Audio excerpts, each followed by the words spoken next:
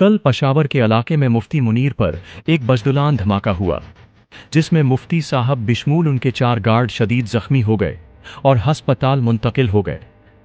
मुफ्ती साहब जख्मों की ताब न लाकर शहीद हो गए।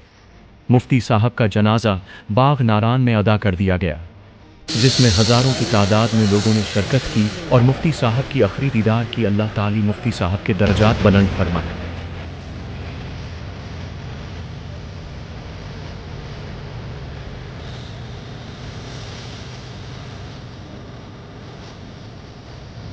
जनाजों का इस्तेमाल आखिरी खबर